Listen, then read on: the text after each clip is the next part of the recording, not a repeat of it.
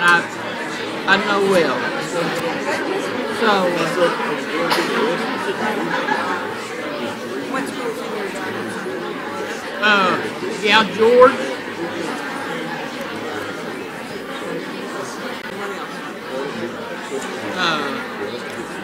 Springdale High. This is elementary. Okay. You want for the early childhood? Yeah, that'd be great. Yeah, where's George? Okay. Thank you. Do I get that back? What are you talking about? Mr. Thompson and George. Okay. All right.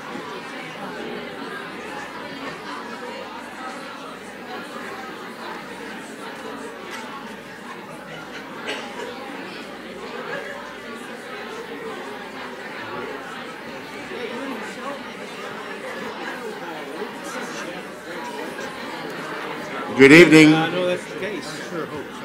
I don't like it. Welcome to the May School Board meeting. Typically, we try to hold these to like 25 or 30 minutes, so we'll be out here pretty quick. There's a small crowd here tonight, so it should be smooth sailing. But I'd like to welcome everyone here in the May School Board meeting. This is typically, obvious by the crowd here, one of our busiest times of the year, graduation. I'm sure we have a bunch of anxious kids ready to get out of school for the summer, so it's kind of our end of the year culmination of the school year. Board, you've had the agenda for the meeting tonight. Are there any additions or corrections, Dr. Rollins, or anything we need to adjust on the agenda for tonight? Mr. President, if the agenda would stand as presented. Make a motion to accept the agenda as presented. Have a motion by Mr. Hutchison and a second by Mrs. Cook. All those in favor? Aye. Opposed? None. Board, we've also had the minutes from the previous month's meeting. Are there any questions, concerns, or comments or changes we need to make from the minutes? I move to approve the minutes as presented. I'll second. Have a motion by Mrs. McFetridge and a second by Mr. Luttrell. All those in favor? Aye. Opposed? This is the time we reserve for patron comments. If anybody would like to address the board, just understand that we cannot address your concerns, but we would like to listen to what you have to say. If you'll tell us who you are and what your concern is, and we will listen to your concern and get back with you.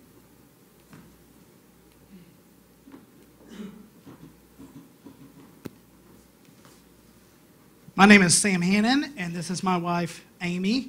And I wouldn't call our comment as much as a concern as just something that's on our heart.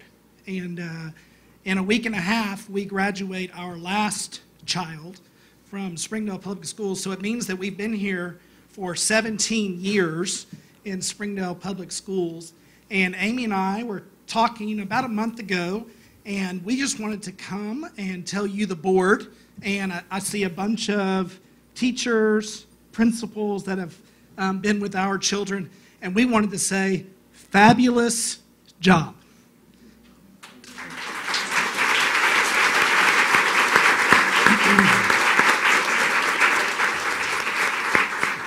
Amy has her Kleenex out. We have been so incredibly blessed to be a part of Springdale Public Schools, and outside of our home and our church, Springdale Public Schools have been the #1 influence on our children, and we brag and brag and brag about our school system in Springdale. And let me give you a few reasons why, and then I'll let you get on with this crowd. Our kids have gotten incredible education.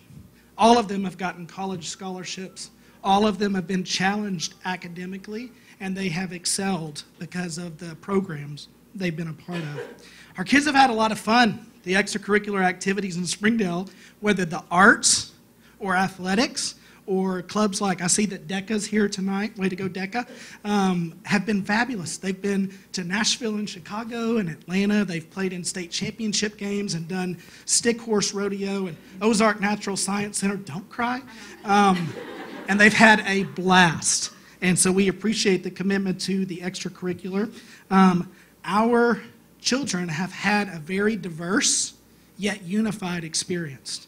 Teach them all. And the nations have come to Springdale, and we've said welcome. And our kids have benefited from that, and they have friends that speak so many different languages, and I've seen Springdale perform very well in that area. The staff at Springdale Public Schools is passionate and professional and skilled. And we've had so many teachers cry with our students, get onto our students, challenge our students, text our students and befriend our students. And I know for a lifetime they've got a cheering crowd around them, and we've been very blessed in that. Amy and I are people of faith, and so we've always told our kids who you are is more important than what you do, and so we've really emphasized character. And we have never one day felt like Springdale Public Schools ever contradicted anything we were teaching at home. And so you are teaching character like Lola Malone started at Tyson Elementary. And so we are just so thankful. And we just wanted to give a gift to the Springdale Educational Foundation on behalf of all of the teachers. I saw Dr. Lofton, Dr. Brackett, Mrs. Walker, and of course Mrs. Malone, and just to say thank you. Dr. Rollins, thank you.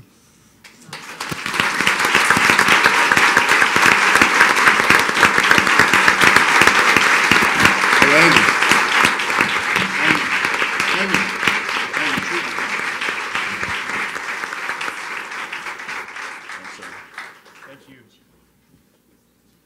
Thanks for coming.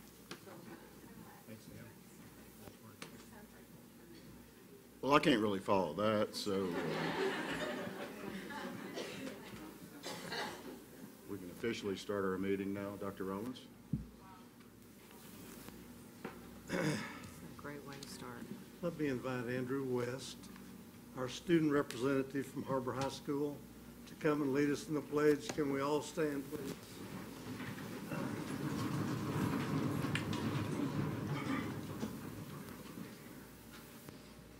I pledge allegiance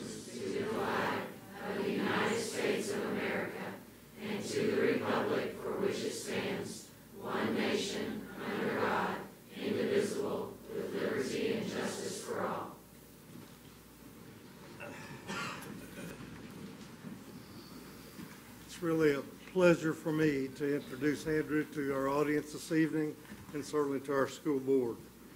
Andrew is a senior at Har-BER High School. His parents are Carl and Melinda West, and they're here with him tonight. Andrew's been a Springdale student for 13 years. He attended Hunt Elementary School, Hellstrom Middle School, Central Junior High, and now Har-BER. Andrew's taken 6 advanced placement courses. His favorite class has been AP Calculus BC, and he took a few minutes to explain that to me before our meeting tonight. He commented that the class pushed him to think the way he had not thought before. He said that calculus also showed him that math is not only cool, but absolutely applicable. He's participated in DECA and competed in a virtual business competition. At the recent international DECA competition, Andrew was a first place winner internationally. And you're going to tell us a little bit more about that, will you, Andrew, in just a moment? His plans for the future is to attend the University of Arkansas and study finance and mathematics. His career goal is to work in a large bank doing technical analysis. Thank you for coming this evening. Let's welcome him. Did you do that?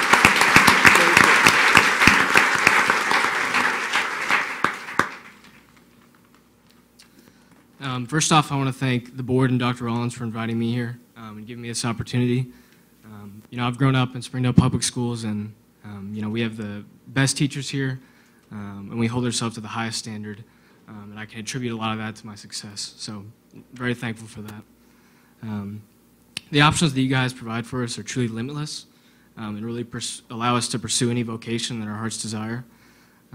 Personally, I've had the opportunity to take classes such as entrepreneurship, marketing management, been involved with DECA, a business club, and I've gotten to travel across the country because of CTE courses. Kind of on a different note, while I have taken many AP courses, and I really enjoyed my upper level math classes, it really was my CTE classes that made my high school experience memorable.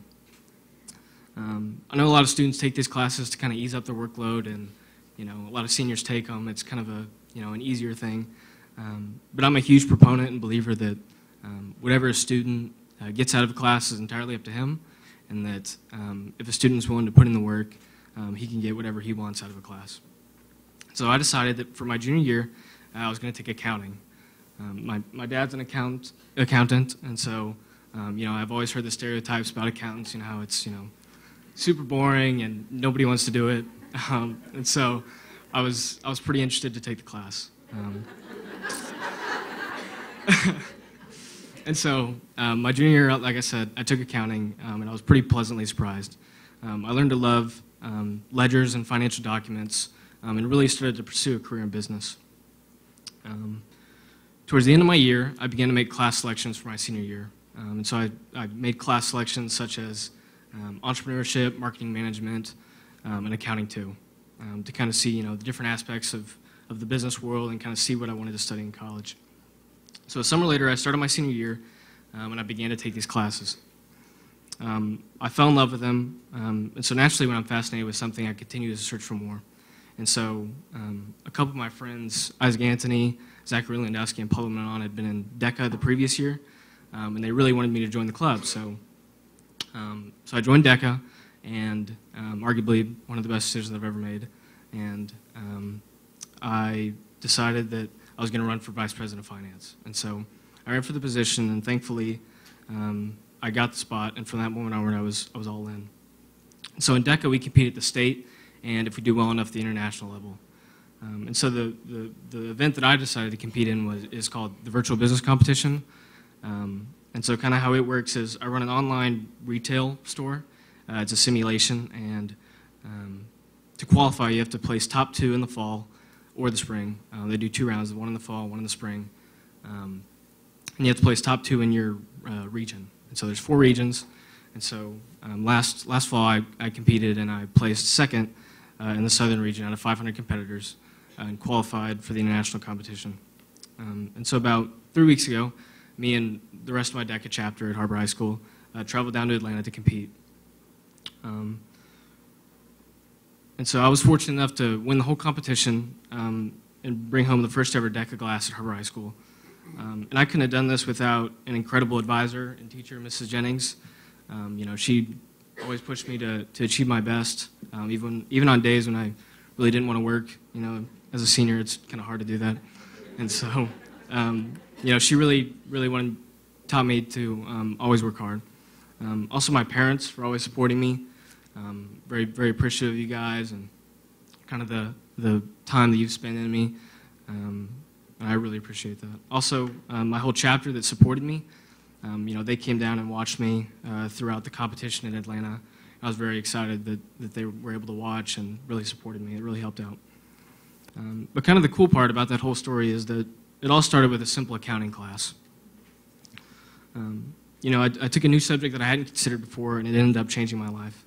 And so I'm very thankful that our schools offer lots of classes and electives and are very supportive of our career and technical organizations. And so again, I want to thank the board, Dr. Rollins, and the entire Springdale school system for pushing me to invest in myself and allowing me to pursue whatever my heart desires. Thank you. Thank you.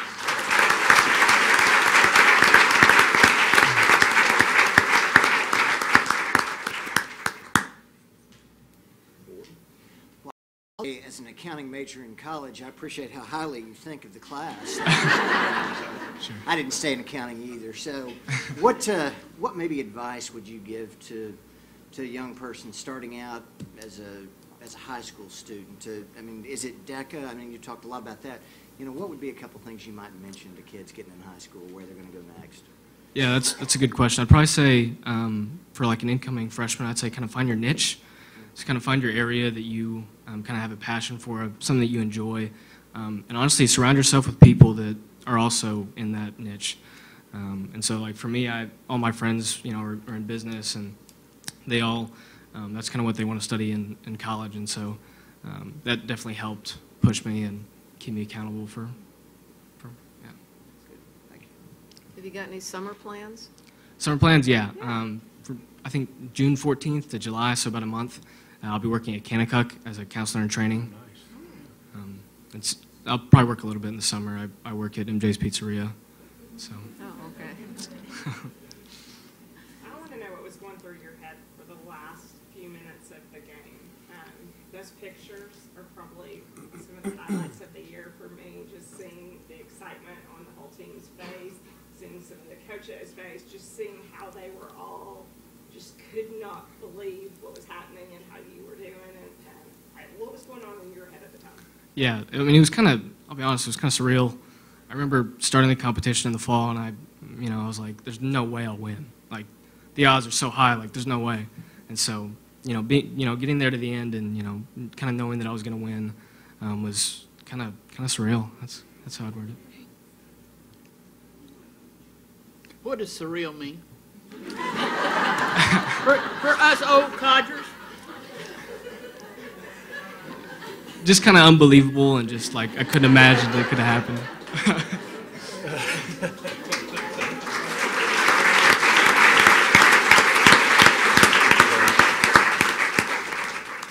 Is your parents right here? Yeah.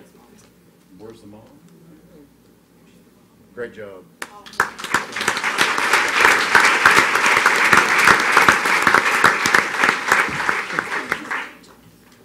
Dr. Rollins, I forgot to mention earlier, Jeff Williams, a longtime board member who is not here tonight, this would have been his last board meeting. He spent 10 years on the board, product of Springdale schools, very successful gentleman, held us accountable on the board.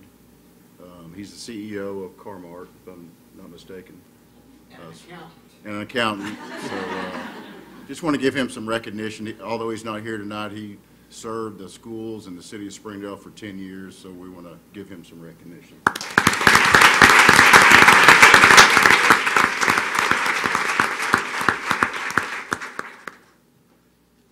Board, we've got some of our very finest teachers in the room tonight who they're completing their career, at least this round of their career. We're hoping to entice them back already.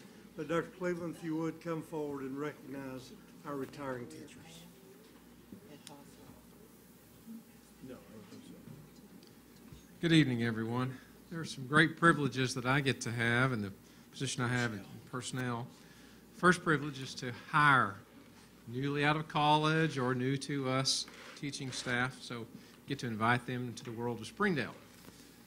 The second privilege, which is really an honor, beyond all honors in my view of the schoolwork, is to recognize staff members who are completing their work. And tonight we have some tremendous people who will be missed in a way like no other. We're going to recognize many of them. I would like to go through, and if you would, if you're in the crowd tonight, I will say the staff member's name. We will recognize the staff member. If you would, come forward. We've got a lovely gift for you. The gift is a clock. It's a nice clock, but at the end of the day, it's just a token of our overall appreciation of the effort and the work that you've put in of living life with us and our kids in Springdale. So thank you. Our first recognition tonight will go to Miss Deborah Carey of George Junior High. She's taught in our district for 31 years. Miss Carey?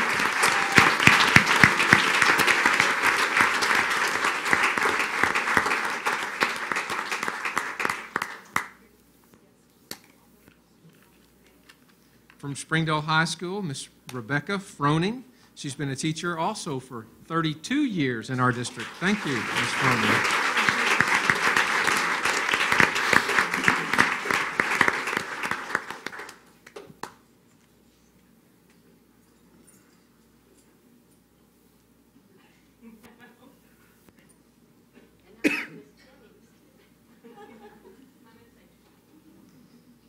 Thank you. From Monitor Elementary, Miss Teresa Goad, 19 years.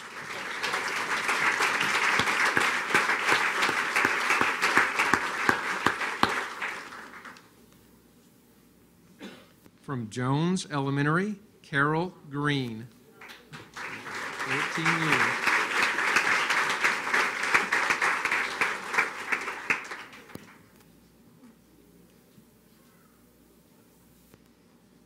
From Tyson Elementary, she's actually retired twice with us. She loved us so much she wanted to come back for a while. Miss Janice Jones, Tyson Elementary, 44 years.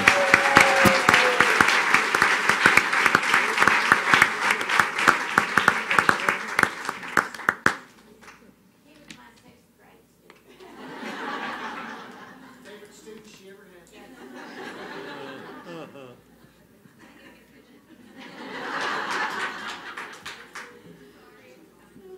Did you have him twice?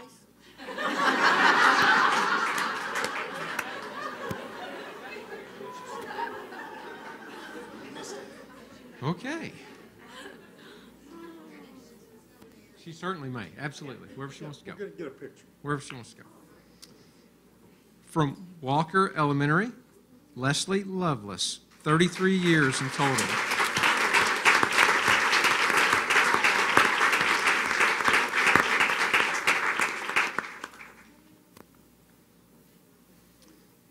From Harp Elementary, 35 years total, 15 in the district, Miss Linda Massey.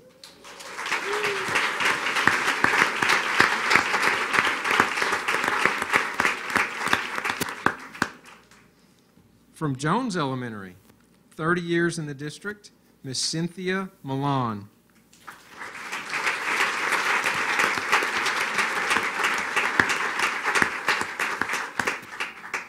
From Springdale High School, 38 years total, 36 years in the district, Miss Sue Morse.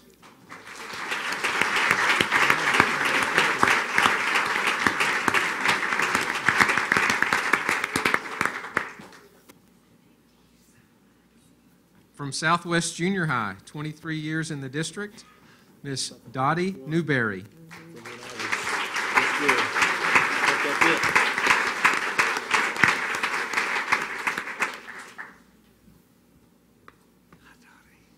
From Parson Hills Elementary, 33 years in total, 30 years in the district, Miss Gina Shoemate. I thought I saw her.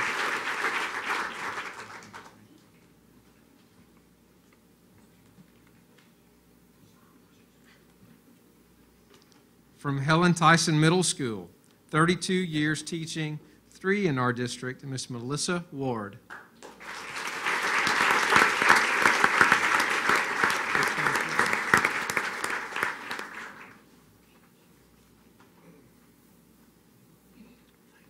Working both at Sonora and Elmdale, a GT teacher, Miss Michelle Watson, 37 years in total, 15 years in the district.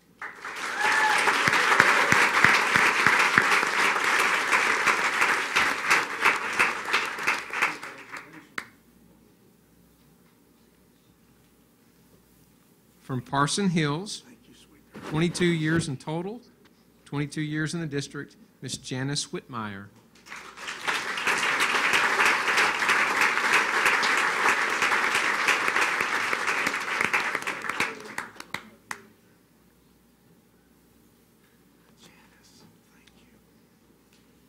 From Lee Elementary, Miss Janice Wingo, 3 years in the district, 28 years in total.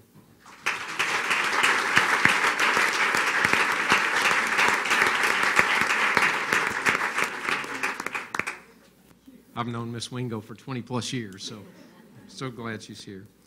And just as a recognition of the others in the district that are retiring but were not able to attend, we have Margaret Evans from Monitor, Miss Renee Goodman from Turnbow, Charlene Holman from Westwood, Shelley Kirk from Hellstern, John Lilly from Kelly Middle, Pam Owen from Springdale High, Thomas Pittman from Central Junior High, Kevin Thiessen from Central Junior High, Patsy Wicker from Smith Elementary, and Kelly Wright from Hellstern. Let's give a round of applause for those who couldn't be here.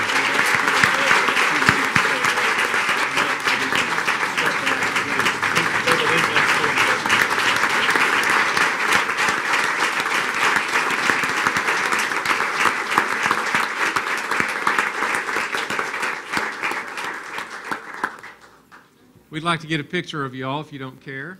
So, Dr. Cleveland? Yes, sir.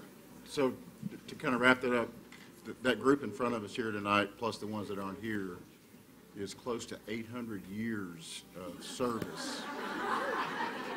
That number one, we're appreciative of, but number two, we have to replace that kind of seniority and experience with our kids. So we're grateful to your service.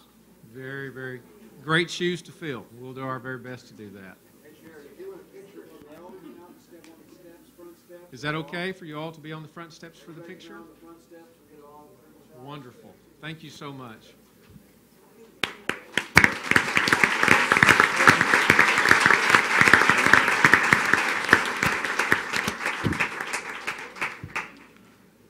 Thank you.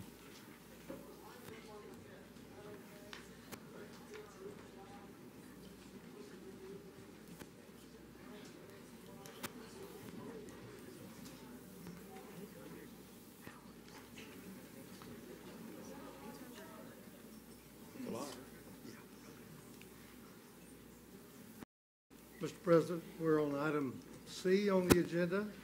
We have representatives with us tonight from the Autism Involves Me organization. I'm going to ask them to come to the microphone and introduce themselves, and they are here to present grants for teachers to continue our training to deal with very special young people. Ladies, please tell us who you are and just give us a little more information about your organization before we begin the presentations. Thank you. Thank you. First off, my allergies are terrible, so sorry. But my name is Victoria Henry. I am on the board of directors, and I act as the secretary right now. Autism is something that I've been aware of because my nephew has autism, so it's very strong and keen to my heart. JC is our vice president, and we also both work at Walmart together, so do you want to talk about the programs? Yeah. Sure. So we have 4 different pillars that our organization helps. They're aimed to help, which helps families. So if they're needing some type of assistance with sensory items, etc., they can apply for those grants. iPads, certain things that fall within those categories. We have Aim to Educate, which is what our teachers and therapists can also apply for. And Aim Together, which those are local events that families can come to. They're like sensory sensitive. So movies, so you can come and watch a movie and the families and the kids can just be themselves and don't have to worry about anything that may make them uncomfortable. They can just come and just have a normal experience like every other family gets to have on a daily basis. And then we have Aim to Inform, which we're just starting that, and that's seminars and informational sessions that we're going to start to where people can come, especially families, if they're wanting to learn about potty training or anything like that, they can come to those meetings that we'll be having, and so they can get that additional resource and networking with other families if needed. So first off, we wanted to thank the board for having us today. But then also we wanted to thank the teachers and therapists for recognizing a need within their schools and then having the initiative to actually reach out and use our funds as well and cover whatever needs that they see fit for them. And then so we have 9 teachers that we selected, and so I'll read their names, but then afterwards we would love to get a picture as well. So we can recognize those teachers. So Sarah McGooden from Monitor Elementary, Hope Matthews from George Junior High School, Courtney Mallett from George Elementary School, Leslie Harrison from Joe Kelly Middle School, and I may mess up this last name and I apologize in advance, but Kayla Martinsek from Walker Elementary, Lisa Caldwell from Elmdale Elementary School, Ellen Watts from Springdale High School, Deborah Thompson from Elmdale Elementary, and Stephanie Byers from Hunt Elementary School. Very good.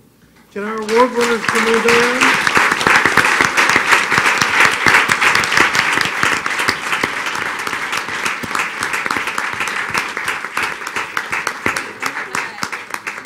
You want to meet down here? Is that okay, or do we meet Sure. outside to get a No, picture? that's great. Okay. That's what you want to do. Oh, I didn't say how much, I just said there's grants. I'll take the picture so I don't have to be in it.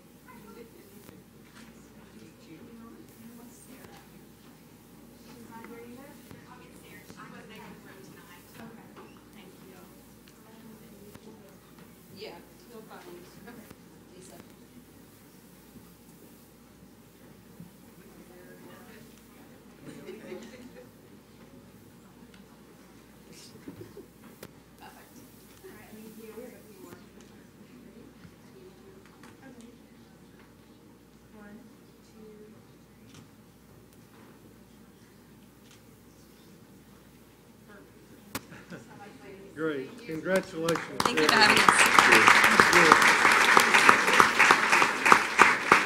Thank you. Thank you. Thank you.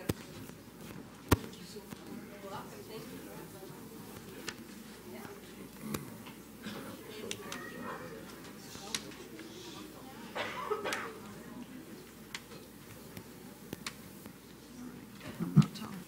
Okay.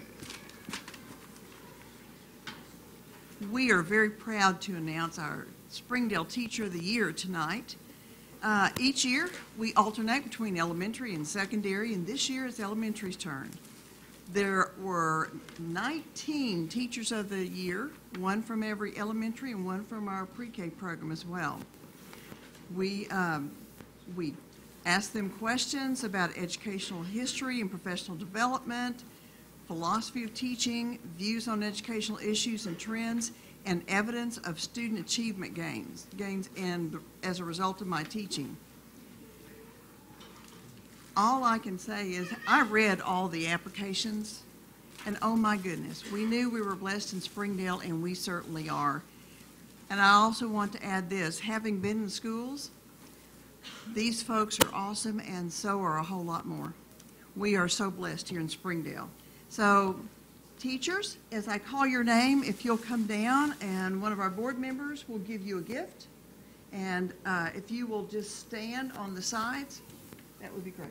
Okay.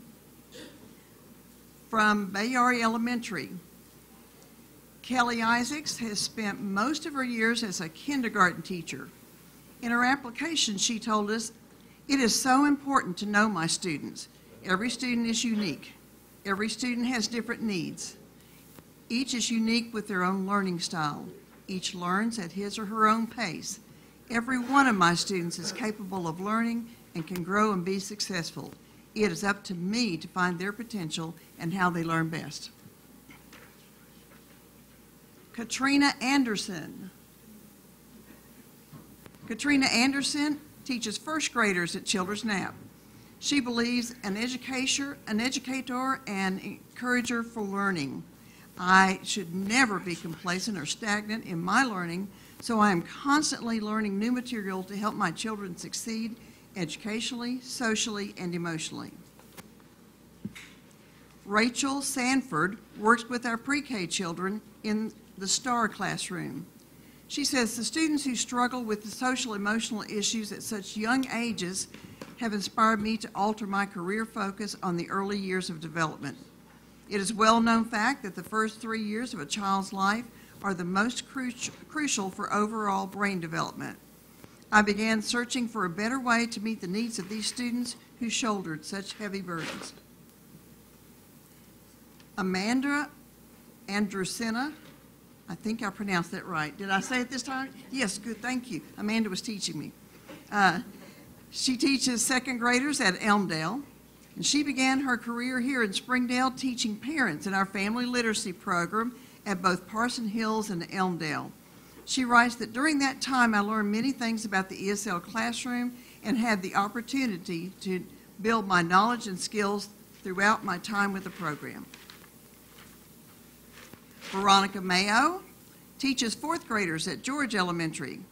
In her philosophy statement, she wrote, "My philosophy of teaching has stayed the same in many ways and has changed in many other ways as each year passes. The more I learn, the better I serve the students. It is first about creating an atmosphere where students feel safe and respected. Then it is about supporting them as learners." Mary Hart is the instructional facilitator and reading specialist at HAR-BER Elementary. She wrote, "I had dreams of becoming a teacher from the first moment I walked into my own kindergarten classroom at Sally Cone Elementary School in Conway. As I gazed around at all the brightly colored letters, words, pictures, and numbers adorning the classroom walls, I knew that I had found my happy place. As each day and year of my education continued, my early thoughts of becoming a teacher were solidified." Tisha Reading teaches kindergarten and first graders in a split class at Hunt Elementary. In her application, she wrote, "It has been said, speak to children as if they are the wisest, kindest, most beautiful, and magical humans on earth. For what they believe is what they become. In many ways, this quote supports my philosophy of teaching. Teresa Davis teaches kindergartners at Jones Elementary. Her philosophy of education includes, I believe all children are entitled to the best education regardless of race, ethnicity, socioeconomic status, or anything else.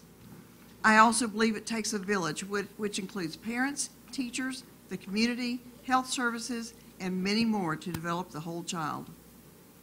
Lydia Skates teaches first graders at Lee Elementary. She writes, effective teaching is a bedrock of my philosophy of teaching. Seldom is my room quiet.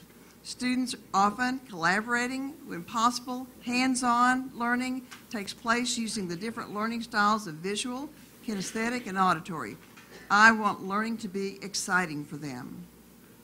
Vanessa Stewart teaches fourth graders at Monitor Elementary. And she writes, above all, teachers who make a difference are those that build positive, strong relationships. An effective teacher is committed to her students' learning, setting high expectations for all students. Janice Whitmire teaches second graders at Parson Hills. She writes, I don't want to teach just the facts. I want to teach my students how to learn and how to be lifelong learners. Ms. Whitmire has served the children of Springdale for many, many years and will be retiring at the end of this year. Thank you, Ms. Whitmire, for your years of service, and congratulations on your retirement. Jennifer Wiggins teaches fifth graders at Shaw Elementary. She is a Bessie B. Moore Economics Award winner, and in her philosophy she writes, economically speaking, value is the measure of the benefit of goods or services. I talk all the time about decision making in my classroom and making choices. When it comes to determining value, the economic definition does not veer too far from my own philosophy. Terica White teaches fourth graders at Smith Elementary. She writes, I have been blessed to have landed in a career field that is a driving force for life's passions. That's what we do as educators. We inspire, uplift, and guide each and every student to become the very best selves that they can be and to find their own way. Jennifer Worthy teaches fourth graders at Sonora Elementary. In her philosophy, she writes, my goal as an educator has always been to teach the whole child. I can plan the perfect lessons and have all the best resources in my classroom, but if my students don't feel safe and loved, then no growth will be made. Building relationships with the students in my class has been one of the greatest blessings of my career. Fung Berlanga teaches first graders at Turnbow Elementary. And she tells us, my philosophy in teaching is that every child will be given the knowledge and power of recognizing their own self-worth and how their daily contribution matters. Janice Jones teaches fourth graders at Tyson Elementary. She tells us, after 42 years of teaching, my philosophy has not changed.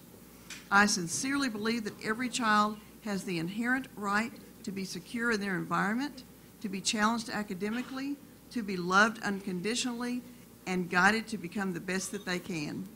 Ms. Jones is also retiring, so congratulations, Ms. Jones, and thank you for your service to our children. Dina Matlock teaches fifth graders at Walker Elementary. In her philosophy statement, she tells us, I realize that I am providing my students with their only opportunity to successfully complete their fifth grade year. It is my goal to teach them all and to see each one of them be successful. Felicia Gay teaches every child about music at Westwood Elementary. She states, music connects children and humanity with the past, present, and future, and gives them something in which they can take great pride.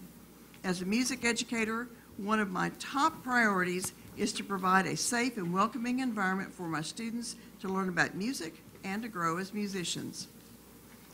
Corey Tucker teaches first graders at Young Elementary. She wrote in her application, as all educators come to understand, teaching is in itself an unending learning process, one in which the teacher never ceases learning from building leadership, from colleagues, and from parents in the community. Most importantly, a dedicated teacher continues to learn from students and from their experiences within the learning process. These are our 2018-2019 Elementary Teachers of the Year.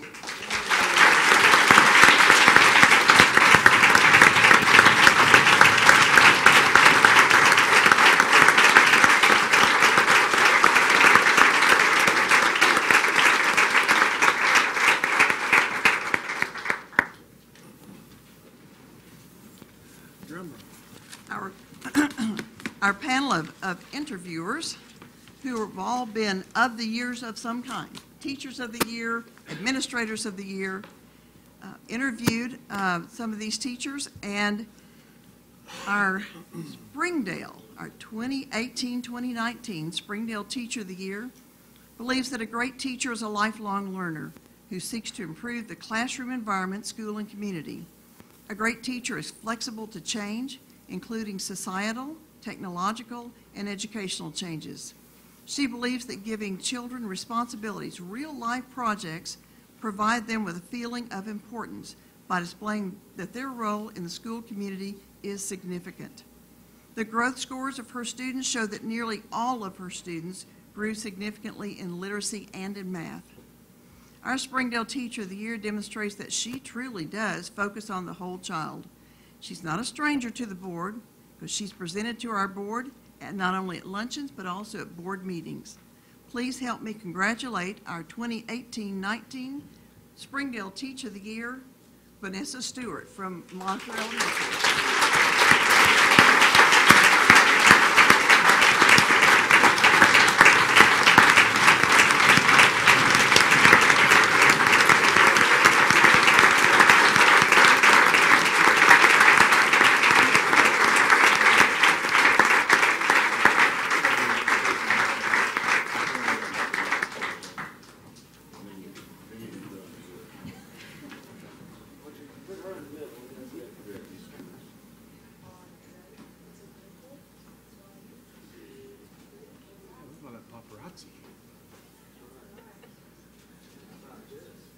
Famous.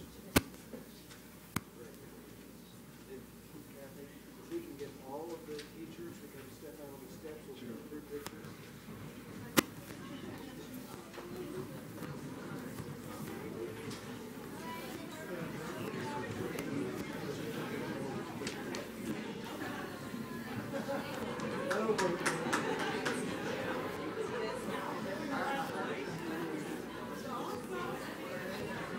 Clear the room out. Yeah, I guess so.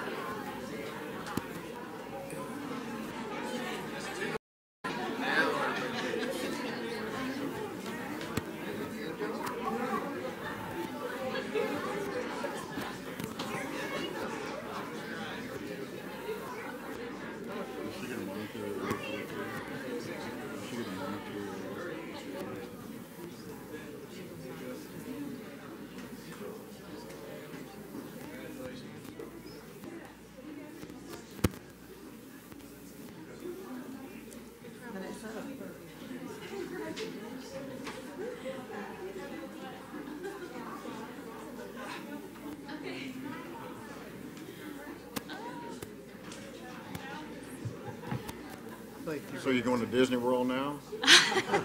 Do what? Are you going to Disney World now? That feels like it. Is that part of this? Sure. Yeah. Is that what this is? You go right ahead.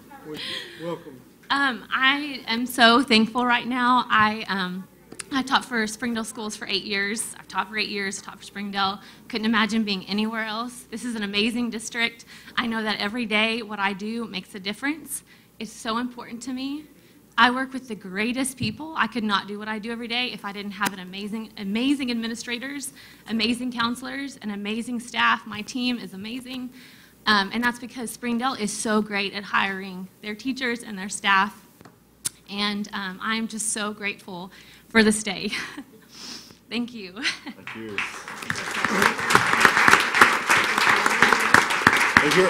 You can get the picture. Is your family here? Hey, Vanessa, is your family here? I have some of my family and teachers. Are they already exited? I think so. Okay, all right. Good job. Thank you. Do it. About a year ago, Dr. Rollins brought an idea to us about lemonade war. Well, in Springdale, we do economic education very well, and we're very proud of the work that we do in that area. So we decided that we were going to pilot the program this year and took volunteer schools. The book, there's actually a book called Lemonade War, and it's about two fourth graders, siblings, who decide to have a war to see who could have the best lemonade stand and sell the most lemonade, make the most money over the summer. And every chapter of the book is about some aspect of a business plan and about how the kids play that out. So we too are having a lemonade war on Saturday at Shiloh Square, where the craft fair is going to be from 10 to 4, and we would want everyone to come. If Dr. Powell and Mr. Smithy, if y'all will come down. Mr. Smithy is our GT coordinator for the district, and Ms. Powell, Dr. Powell, excuse me, I'm sorry, Kelly. Dr. Powell has been our elementary social studies teacher on special assignment this year, and economics is a part of the social studies curriculum. So I asked the two of them to work on this project, and they have blown me away. So I'm going to let them talk some more. Good evening, Dr. Rollins and members of the board. As you know, May is an extremely busy time of the year for our students and teachers. We had some conflicts with some buildings on the date that we chose, so we decided to make this a pilot year. We are happy to announce that we have 9 schools participating this year in the pilot year. The event is going to be held this Saturday on Emma Street from 10 to 4. We would love to see you out there if you can bring your families to come out to support our students. The earnings will go to purchase books for the schools that are participating, which benefits the Springdale Reads campaign. Mr. Smithy, you want to talk about our partnerships? Sure. So this is the book, in case you wanted to see what the book looked like. So one of the things that that we had difficulty with a little bit was we were trying to find a venue. So we were trying to find something that we could connect Lemonade Wars to. So what we ended up doing was we found that the Little Craft Show and Square to Square would happen this weekend. And the Springdale Alliance, which is one of our partnerships, they jumped at wanting us to join in with that. So we're going to have the 9 stands throughout this activity. Now, one of the other things, so we had partnerships with the Springdale Alliance. We had partnerships with Downtown Craft Show and Square to Square. But First Security Bank has also helped us. And we couldn't have done any of this without Economics Arkansas. So Economics Arkansas has, of course, we have a great connection with Economics Arkansas.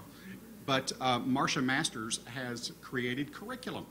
That's economics curriculum that's associated with the book. So all of our students knew kind of what to expect. You know, the idea that we've got a book about 2 students who, one is a 2nd grader, one is a 4th grader. The 2nd grader gets moved up to 4th grade, so they're already in competition because they're in class together. And then it expands on to one of their favorite projects, a lemonade stand. So what we ended up doing was we proposed to principals and then 4th grade teachers to have a war within their building to come up with a great product. Some of the schools that Kelly and I have been to, it's been pretty neat. We went to Walker Elementary, and we also went to Sonora, and to see the kids competing for that perfect product. You know, we're tasting 15, 16 different types of lemonade, whether it be true lemonade or maybe a fruit punch. But it was a real great activity. And this weekend, we hope that it goes really well. We're already going to have 3,000 to 5,000 people expected in downtown Springdale for this activity. And we also wanted to promote downtown Springdale as part of the project. And I'm hoping that in the future that this will just be like Stick Horse Rodeo, and we will continue with this. So we're hoping to create a legacy.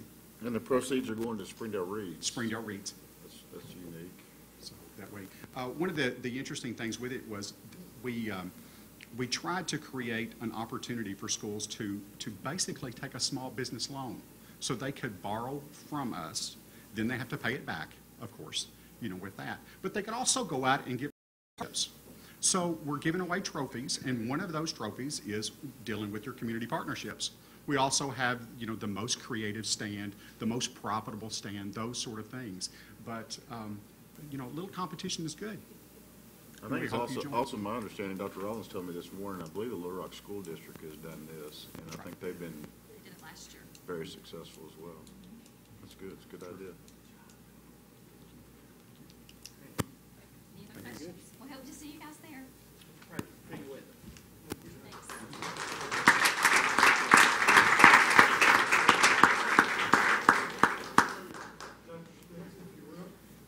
We're on item E on the agenda. Good evening, Dr. Rollins, members of the board. I am so excited. I have 6 items in the secondary realm, so if I could first have Pablo come forward, please. You might recognize Pablo Manon. He is being recognized tonight as a Coca-Cola Scholar. With that comes some amazing things, but I'm going to let him share. Last month, we addressed it slightly with Dr. Brackett, and now we've been able to get him here and share about the scholarship. Thank you, Dr. Smith. Thank you to the board. So the Coca-Cola Scholarship is both a $20,000 scholarship that goes for undergrad or graduate education, depending on what you choose to use that money for. And it also comes with a recognition. I think that is the most important part. There are 150 scholars every year chosen throughout the nation for academic involvement, extracurricular involvement, community service involvement, and all around good citizenship. And I was fortunate enough to be early in October selected as a semifinalist. They chose about 1,900 of those across the United States. Then I advanced to the regional finalist, which that is 250 across the nation, and finally as a Coca-Cola Scholar in March, I believe I found out. And the funny thing is, I found out I was a Coca-Cola Scholar as I was going with my DECA chapter to DECA State on the school bus. And it was a very cool experience, and I got to travel last month to Atlanta the same weekend as DECA Nationals. I was not able to compete because Coca-Cola had their Scholars Weekend that same weekend, and we had a lot of leadership seminars and community service programs that we did. I was just doing some math real quick. So 140,000 applicants, there were 150 chosen. So that's 1/10 of 1% of the students that were applicants. That's pretty amazing. I thought you were getting ready to say you were drinking a Pepsi right when you found out that is pretty, that's amazing. Congratulations. Yeah, congratulations. We're going to miss seeing you. We've gotten to really see you over the years. And yes, thank you very much. I appreciate all the times that you've allowed me to come here this year. It's been an honor. Thank you. Yeah. Thank you. Well, good luck to you. Yes. Congratulations.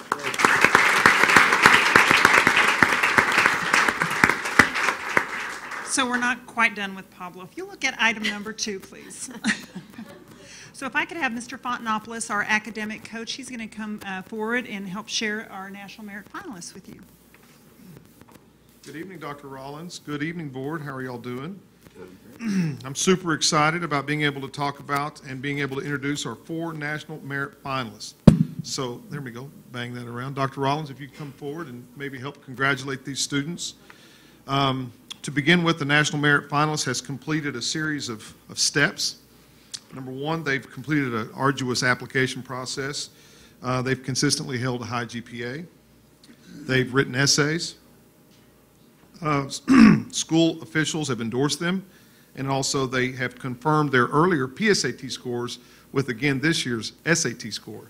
And so it's quite an honor for Springdale Public Schools to be able to say that we've got these National Merit finalists.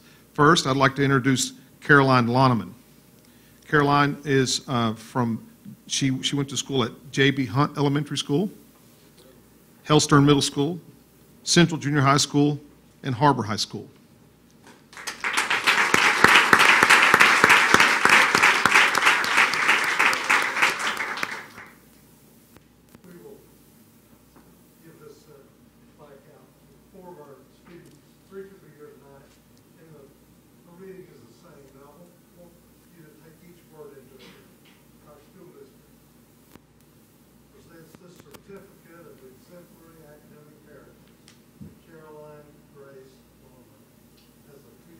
2018 National Merit Finalist by demonstrating a commitment to academic excellence. Congratulations.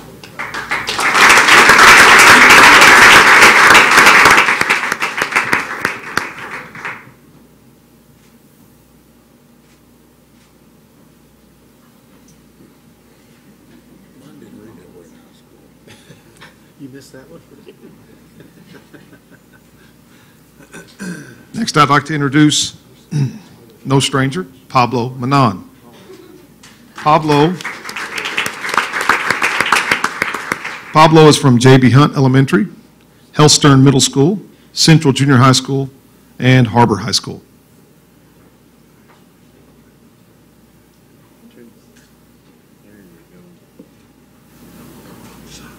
You banging on the right side. No, you're not done yet. Wait a minute. There you go. No te esfuerces, mis hermanos.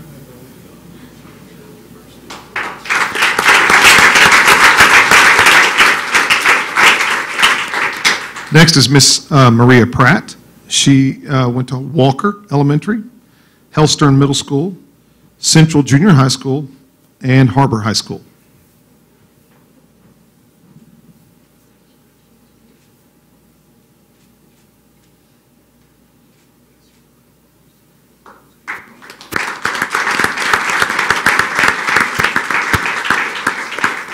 And sadly, our last National Merit Finalist could not make it. She had a prior engagement, and that is Christina Trexler, who was from Walker Elementary, Tyson Middle School, Southwest Junior High School, and HAR-BER High School.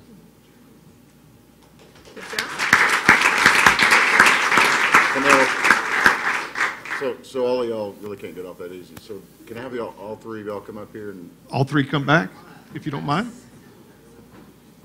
I think we would be interested in knowing what their immediate future plans are. That sounds great. Why don't y'all step up and tell everybody where you're headed, what you're doing?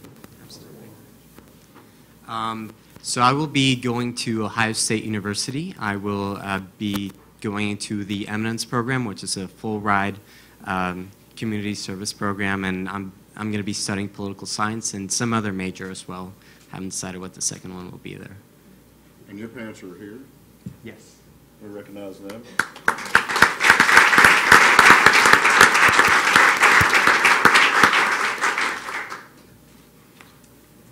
I'll be attending the University of Texas at Dallas in the Honors College, and I'll be studying neuroscience. Your parents, your mom is right there.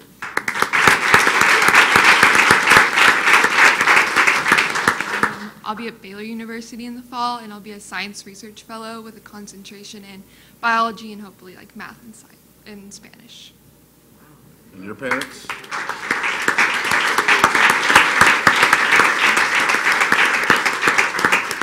Thank you. We're sure proud of you. Anybody else have any questions or comments? Just incredibly proud of all three of you and all the hard work that went into this. And we can't wait to see you back in a couple of years after. You represent our district very well. Congratulations. Good job.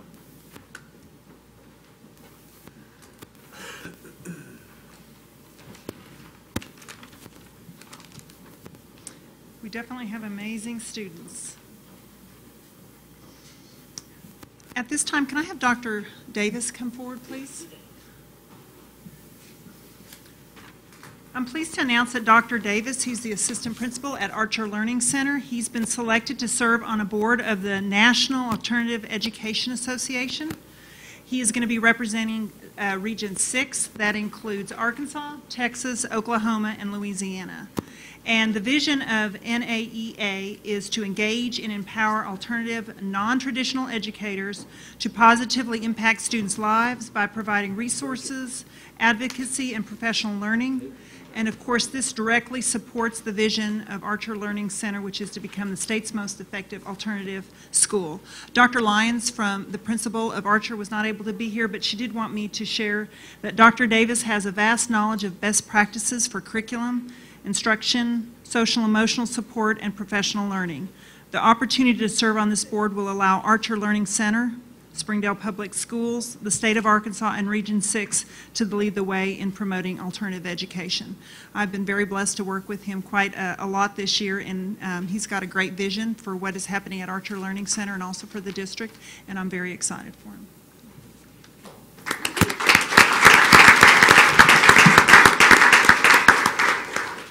Well, thank you so much. I'm excited to serve in this capacity. Although it is the Alternative Education Association, honestly, what we do in Springdale, a lot of that is encapsulated in what we do there with this organization.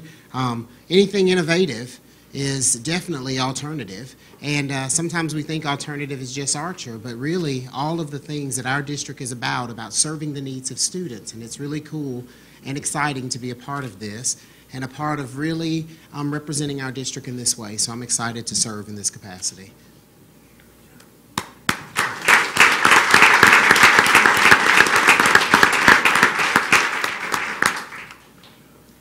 Item 4 on the agenda, if you'll look at that, it's on, well, sorry, I didn't write the page down, but, 41. Page 41, thank you.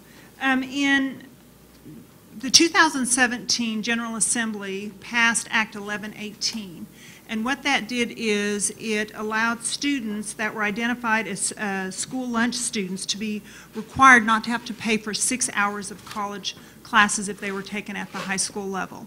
So a concurrent class, as you know, students receive college credit at the same time they're receiving high school credit.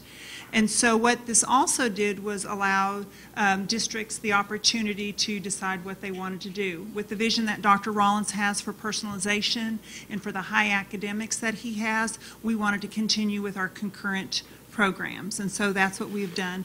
I would be remiss if I did not say that the structures that had to be put in place with this act was quite daunting, and the credit should be given to the counselors at the high schools who did an amazing job collecting information that we needed. With this particular act, I'm going to say somewhat of a financial burden on some schools and some districts. So the grant that was received at NWAC was from the Walton Family Foundation for $160,000, half to be administered in the fall to schools and half in the spring. And so Springdale High School and HAR-BER High School and SOI will be recipients of part of that grant.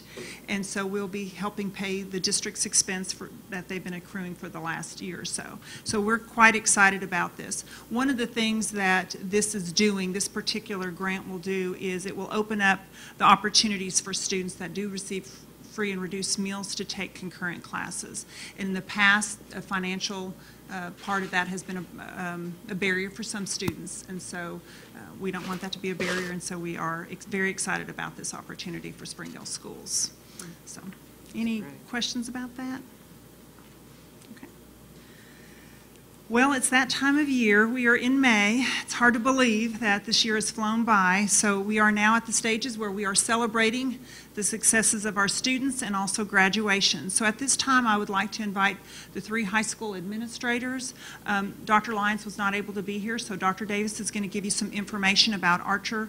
Mr. Jinks will give you information about Springdale High School. And then Dr. Brackett. At your seat, you should see a celebration, graduation celebration information. On the back, it might be a little more helpful. It's how it looks in a calendar, so you can see how things line up. But the information is there, and I'll have each one of them share about their graduation information.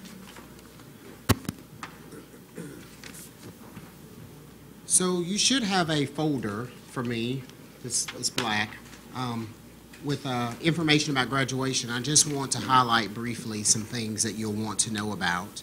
In that folder, you'll find several different things. One you'll find is an invitation inviting you to be there. We would love to see you. I'm sure you will be. Also, there is a tentative program, and you can see where you are on the program. If there are any misspellings, please blame my staff. I don't know why, but we have that in there for you to review, and if there's anything that we need to change, please let us know.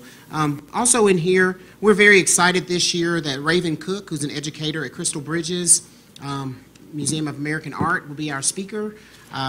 She is a very dynamic young lady.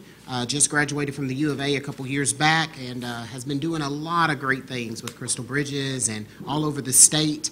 She was really pivotal in bringing Soul of the Nation, which was the recent art show they just had, and she's working now with the new art show that's coming, and so we're super excited. This is really great for our kids. She's a Arkansas native, and so we're excited to hear what she'll have to share. In the folder, you'll also find just some of the plans that we have laid out. But most things will be very similar to what you've seen in the past. We'll ask that you guys come in, park near the band room. We'll still meet in that band room for reception before the ceremony.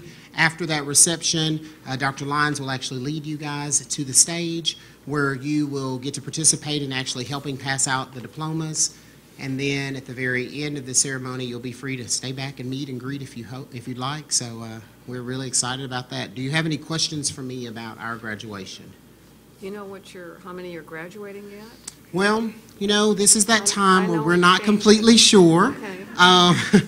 And so at Archer, we are never sure until probably Friday about 5:30. But we think we're going to have somewhere between 65 and 80. So we'll see. It may be 80. It's amazing what they can pull out when they think, oh, no, I may not graduate. So we'll see. Yes. Didn't mean to put you on the spot. No. I mean, I knew that question was coming. I wish I could give you a better answer. We're hoping it's going to be, we hope it's going to be 200, but it's not. But we know that we'll see. I mean, for sure I can tell you there's probably 60 that'll cross that stage. We think there's about 20 more that could cross with them. We just don't know yet. So. Well, we're hopeful. Anything else? Thank you. Thank you, Doctor. Good job. Yes.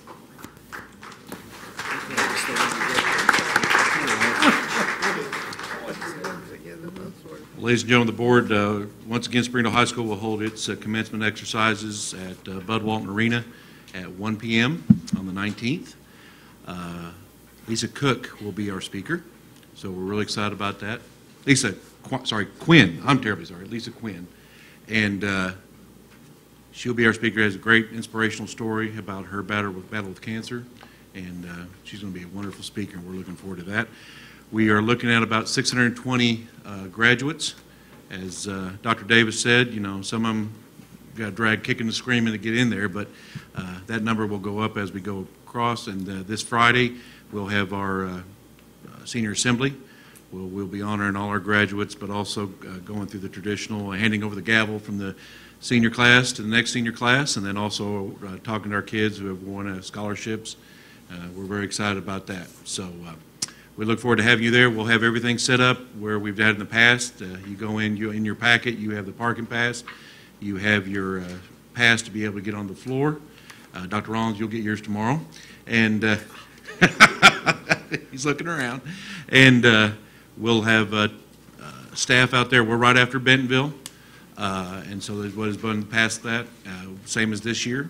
And I will tell you that as usual, they're going to be having state championships in softball and soccer out there. And so parking is going to be, traffic's always an issue, so go early. But that's pretty much it. We look forward to having you. We'll have some refreshments back there in that waiting room. And in this packet, you've got your marching order and also the list of graduates so that you can divvy up how you want to do them. And maybe if you've got some individuals that you want to recognize, you'll be able to give them their diploma as well. Okay, sir. What time do you think Bentonville will be clear out of there where we can get in there? Usually the magic hour is somewhere between 11:30 and 11:30. They're coming out. I usually try to get there about 11. Okay. So you can hit that time if they're just starting to trickle out and they're waiting for them, and you can kind of sneak in there and get to that parking spot. So okay. I'd say sometime 11. Luckily, we don't have a lot of construction between here and Fayetteville now. That's all been cleared up. But thank you. And once you park, just make sure you put two of both schools parking pass.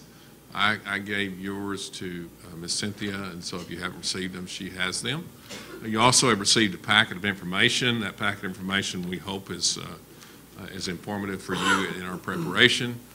Our 13th commencement exercises. Started with 47 in our first class, and we're hoping we're pulling for 667. That's the number that we're starting with. And grades are due tomorrow at 10, so we'll know a lot more by then.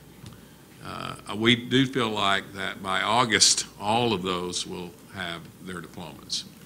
And some of them may have, slipped up, missed one, so that's our work. That's what we're trying to do. Our guest speaker this year is Dr. Charles Barber. I know him as Chucky. I was Chucky's basketball coach in 1992, and as you read his biographical information, you will see that I am a very, very proud individual of this young man. We had dinner during spring break in Alexandria, Virginia. He can't tell me what he does because it's that secret. And the ironic thing was, he says his wife works in an area that's even above him, and she can't tell him what she does either. So I'm really looking forward. And Chuck has a second cousin in our graduating class. And that one of our parents is his first cousin. So, and I'll call him Dr. Charles. So I'm very, very proud of that gentleman, and I'm looking forward. And he said, "What do you want me to say?" I said, "Tell your story," because he has a great story, and it's inspirational. And I said, "The only thing you cannot do is talk about your high school basketball coach."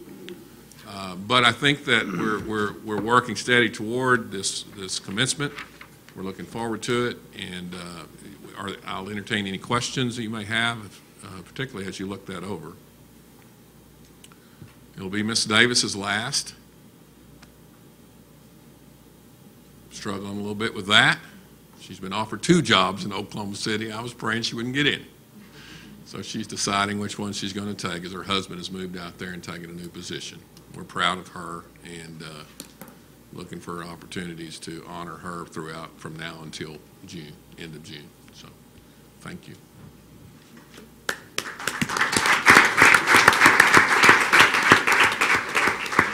As you know, the school board is normally held a little bit later, and so we have a little more accurate information when we meet at this time, but because it's held a little bit earlier, it kind of overlaps when they're doing senior exams. But I do want to say thank you to these individuals, because graduation is a very large task.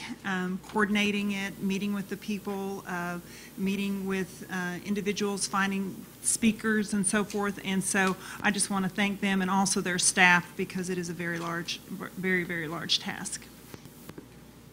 The last item, if you will go down to item F. We've got some students that we'd like to recognize. So Ms. Jennings, if you could please come forward. She's got some wonderful, you've heard some of the conversations today about DECA, and she's going to share some information about their latest venture.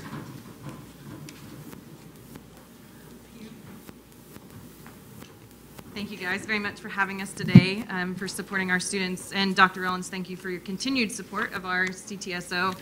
Hopefully hearing stories like Andrew's has helped you see just kind of the benefit that this organization can have. And Amanda Thatnaka, who works for the communications department, that was my HAR-BER president last year, so some alumni in the house.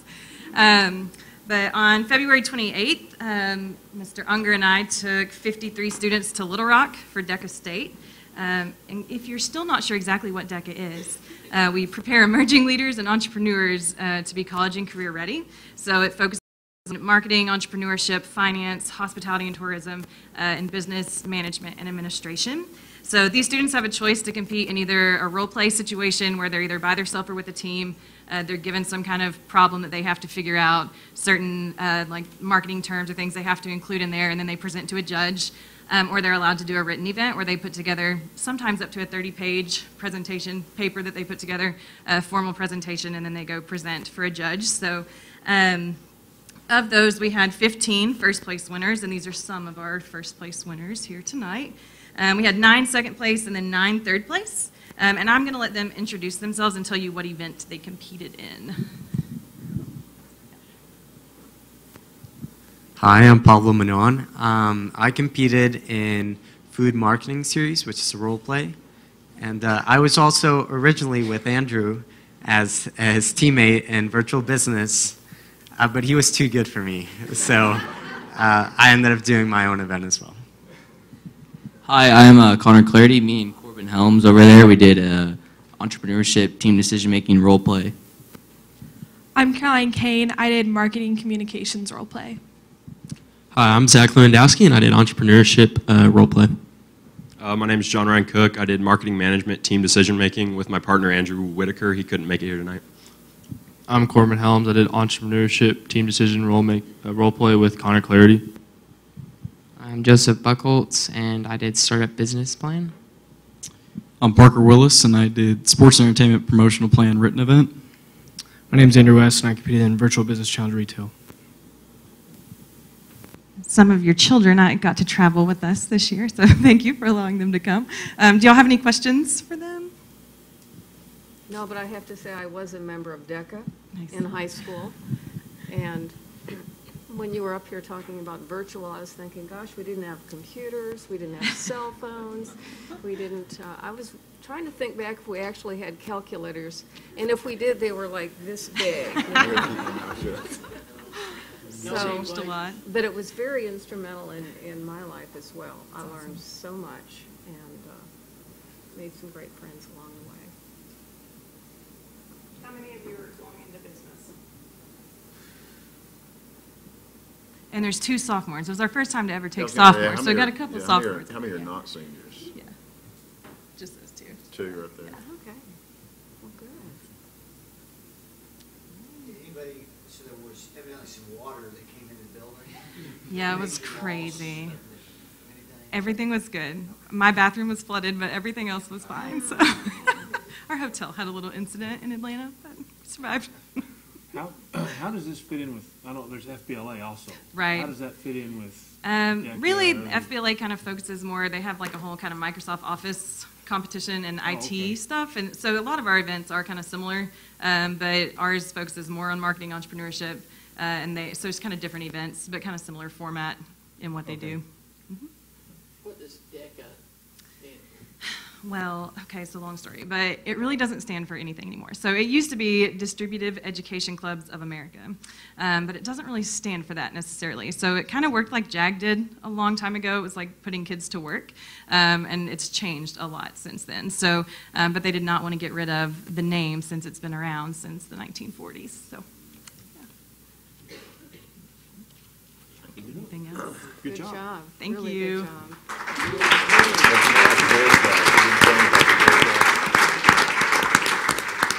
And I was not around in the 40s.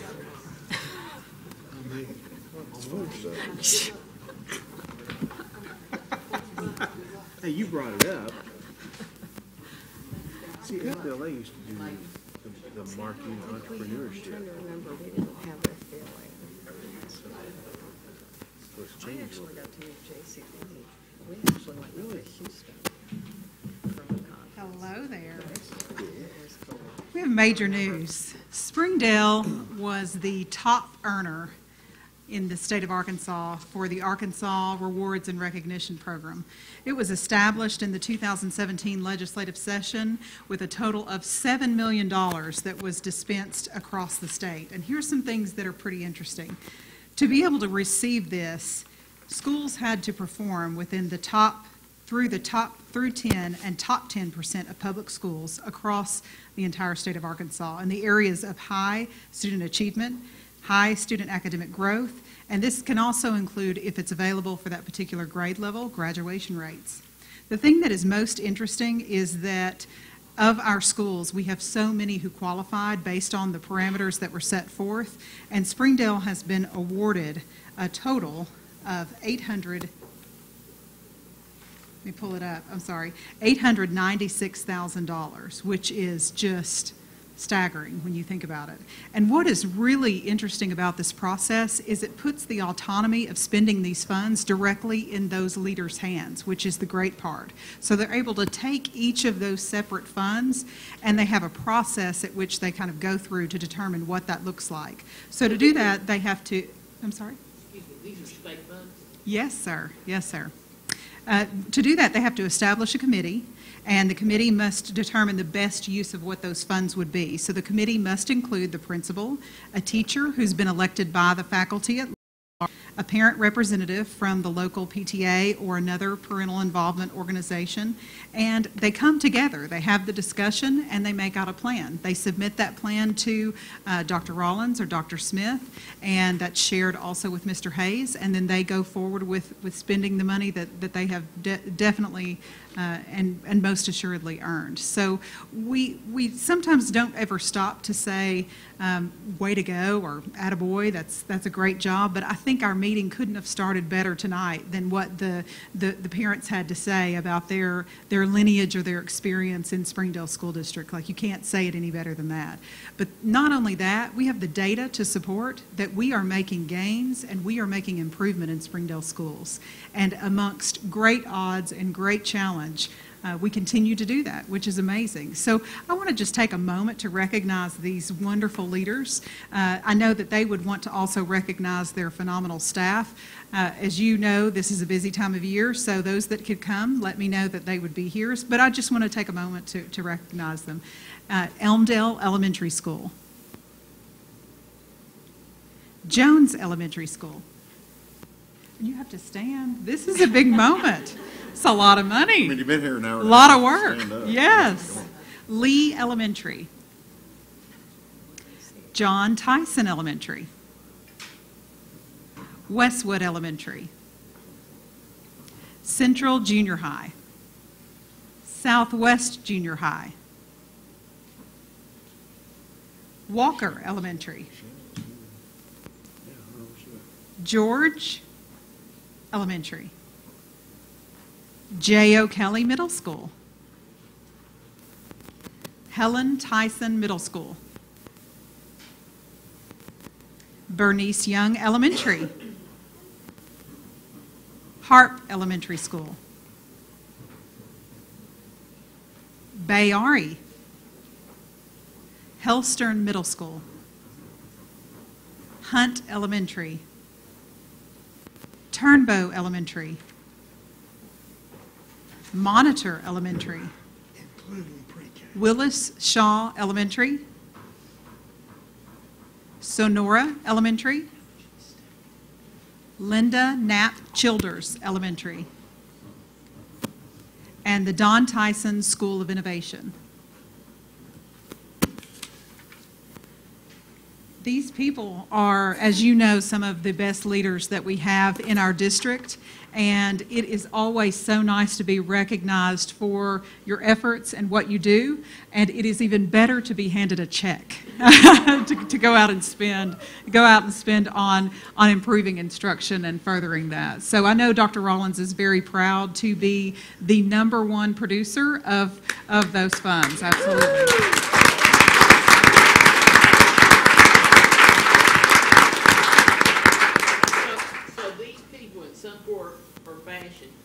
Get to split up nearly $900,000, and it's the #1. They earned more than anyone else in the state of Arkansas.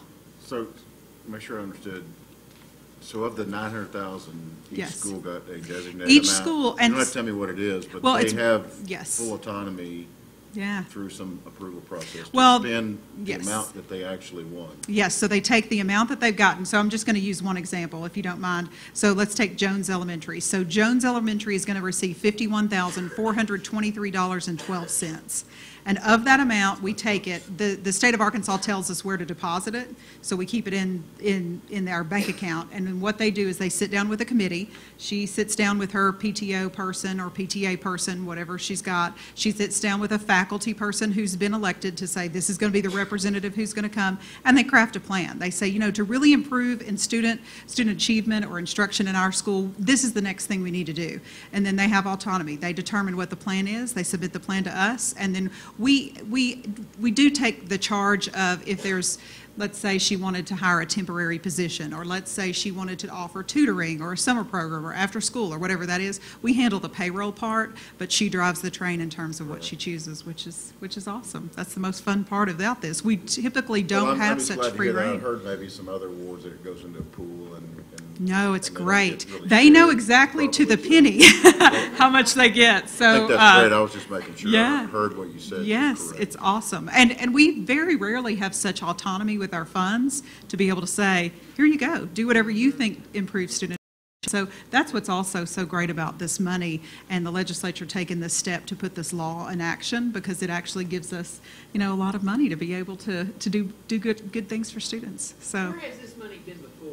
So it's a reappropriation from the state, and the annotated code is 6-15-2107. It's from the legislative session that said when schools are achieving, not necessarily at any particular rate, but achieving in terms of comparative data to each other, in terms of growth or academic achievement, it should be rewarded. And there's a formula that they use, either $100 per student pupil population or $50 per student pupil population, and then they take the average ADM for that building, they multiply it by either the 50 or the 100, whatever they've been awarded, and that's the amount. So then they send out a spreadsheet to us and say, this is exactly how much you got. And as one of our Bernice Young Elementary, $100,931.04. So it's amazing. It's great. It's good, very good. Good work. Kevin, one thing, I was just asking Jim some numbers real quick. So Springdale has 5% of the students in the state of Arkansas. So you would think if we get 5% of the money, we've done pretty good. We got 13% of the total amount. Correct. So when you look at it from that, sure, we should get the most because we're one of the largest school districts. Not necessarily. But we got over 2 times as much, the percentage. So I'm sorry, Andrew isn't here. I'm using my accounting skills. There you go. Very good. Very good. Yes. But that is awesome. That is great. But even in the numbers, just because you have a lot of schools does not guarantee you a spot on the list. You have to work and you have to drag your way there, and that's what these people do on a daily basis. Performance driven. Yes, it's phenomenal. That's good. Yeah, very nice. Great. Congratulations. Thank you. Thank you. The next item on our agenda is we're going to recognize Ms. Leslie Pittman. She's going to be talking to you about our summer programs that we have planned at Lake Fayetteville Science Center.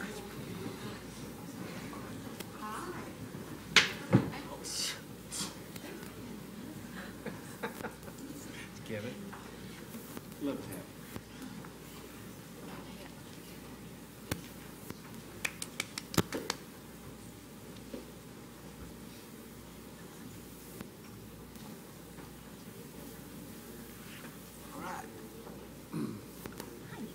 Good evening. We got to rearrange a little scheduling, and Brittany Fuller, our Lake Study guide, could make it. So we're going to hear from the expert and let her take care of this, and I will just be here to assist her. So, Ms. Fuller. Thank you, Dr. Rollins and board. I'm excited to be back in front of you all to share some news about a summer science enrichment program camp that we are piloting this year at the Lake Fayetteville Environmental Study Center.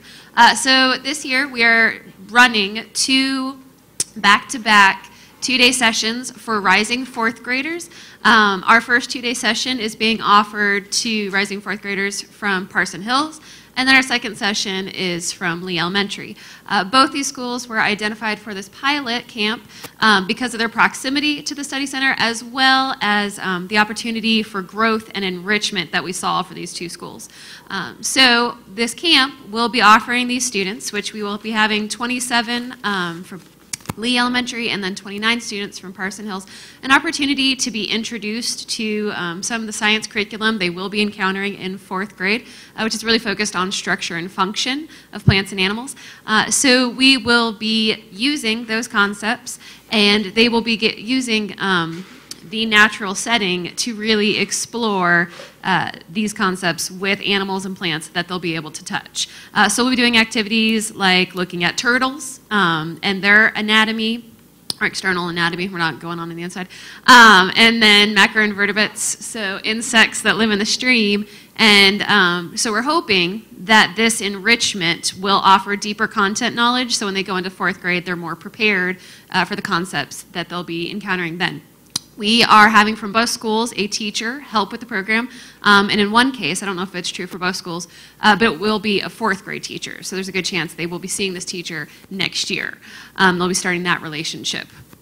And luckily, we've been able to offer this program free of charge to the students. The district is providing transportation and breakfast and lunch to not incur any financial burden on these families. We're hoping that with this pilot, it will really give us an idea of what we can do in the future to be able to offer themed programs for more age levels, more grade levels, and for longer term over the summer. And with that, I'll take any questions. Yeah, we're pretty excited. Yeah. This team. How was this school selected? So the two schools, the two elementary schools, were selected because of their proximity. And then also we saw room for scientific enrichment for these two schools that they would most benefit. Excuse me for interrupting.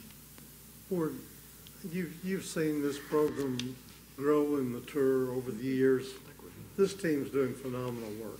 There's no question that they're bringing forward and fulfilling the mission of the Aquatic Study Center. And pretty soon, we're going to have National Science Foundation work going on there to enrich the activities of hundreds of kids during the summer, aren't we?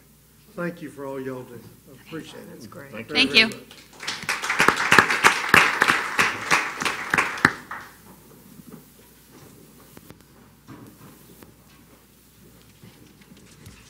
Dr. Rollins, members of the board, it's nice to be here. I'm Carrie Brady. I'm the Assistant Director for ESL Programming and Services. Dr. Bridgeforth is not able to be here this evening. She had a conflict in her schedule. So it's my pleasure to share our plans with you for our 2018 Springdale Family Literacy Summer Program that we are offering for our parents. We are having a summer camp for our families to come and learn together. The children will build literacy skills, and that will be the focus of the program, as the parents will learn English.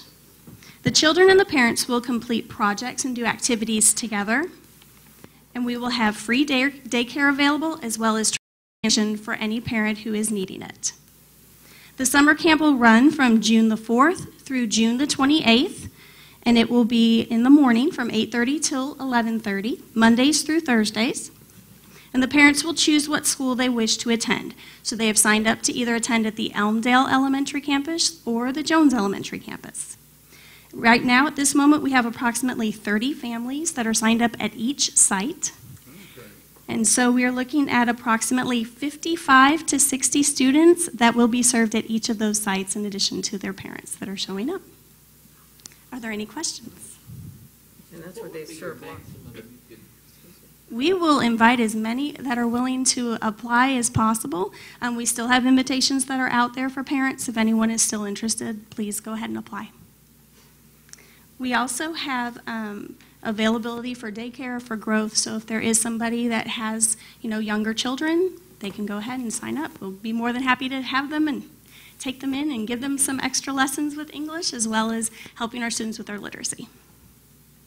The other thing I'm here to talk to you guys about is to share our plans for the Springdale Family Literacy Program celebration ceremony that we have.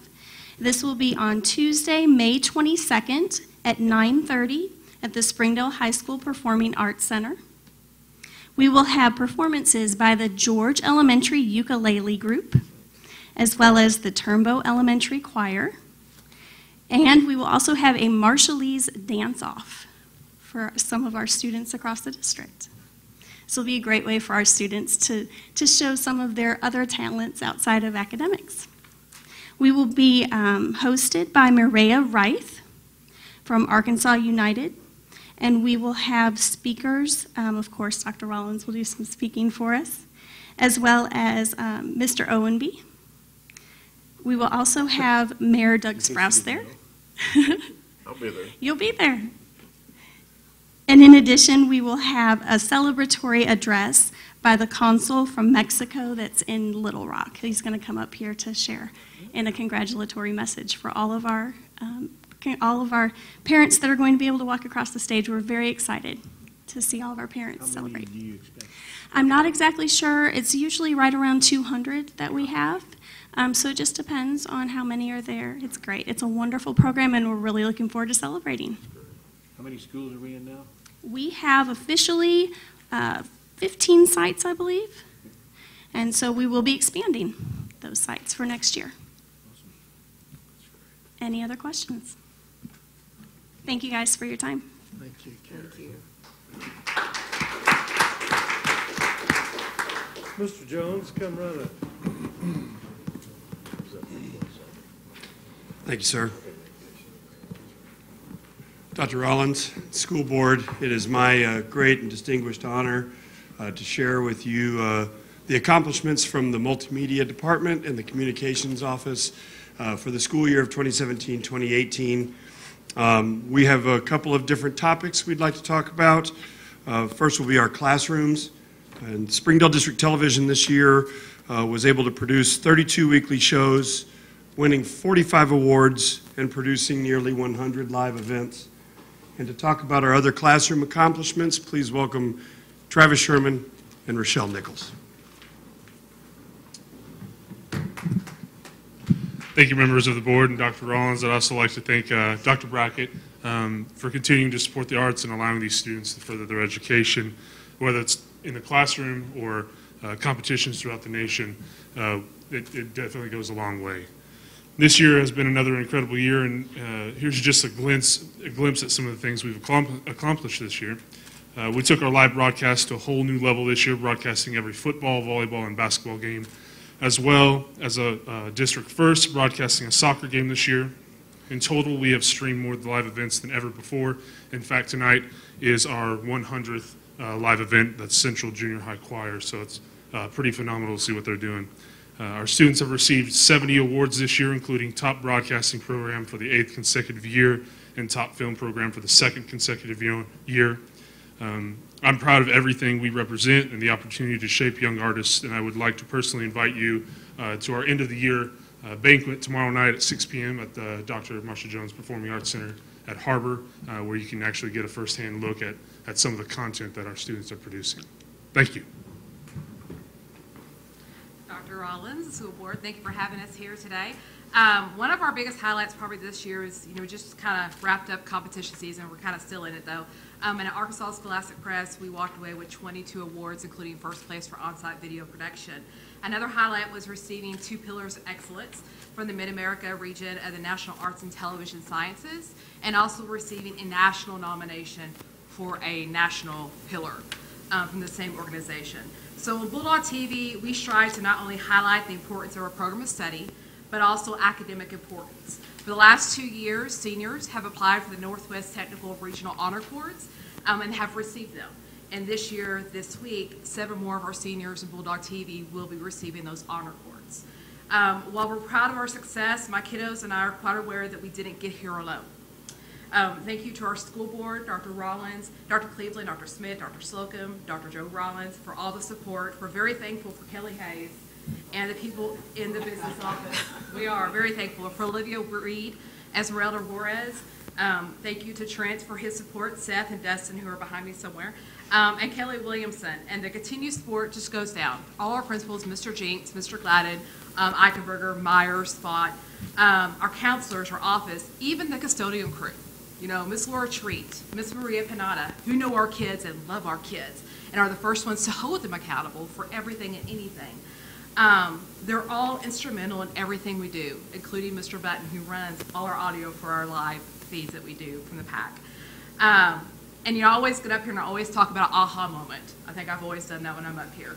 And I have to say my biggest aha moment was realizing, Dr. Rollins, this year that every time you see our kids and they're out and they're filming, you always tell them thank you. And I cannot tell you how much that thank you does for them, because it makes them realize that their role in all of this that we do is so significant. And thank you for that, for letting them know that they are so much worth it. Thank you. Very nice. Hello. Thank you for having us, Dr. Rollins and the board. It's a pleasure to be here. I'm Amanda Badnackham. And I'm Seth Bialzo. We work for Trent Jones and Mr. Rick Schaefer in the Communications and Media Department. We're going to share with you some communications initiatives that we worked on this year. We had 6 major campaigns this year. The first of which was the bus driver campaign, the bus driver recruitment campaign, where the goal was to hire at least 8 new bus drivers for the school district before Thanksgiving break, and we actually reached that goal with double the amount in that time. Next was the Holiday Excitement campaign, where we interviewed the sweetest elementary school students to make 3 videos telling us about what they loved about the holidays. We share these videos on social media and with our school and community to get everyone excited. They were viewed 10,000 times, and we showed that here at the school board too. We also had a Marshallese engagement campaign, which consisted of a series of interviews with community and student leaders from our Marshallese community with our very own Dr. Rollins. And we sought out to highlight these role models for our community. And these videos and posters made over 130,000 impressions. We also worked with Don Tyson School of Innovation on a digital campaign to spread awareness of the 6th and 7th grade programs. We created social media ads reaching 14,000 people and created web video content for the DTSOI webpage. And sticking with the School of Innovation, our goal for the virtual campus campaign was to increase enrollment in online classes. We created an informational brochure, distributed 30,000 mailers, created 4 feature videos, one being on Stella Rada. She's a student who's currently in the program. And social media ads reaching nearly 300,000 people. From the time we started working with DTSOI till now, the enrollment grew by nearly 360%.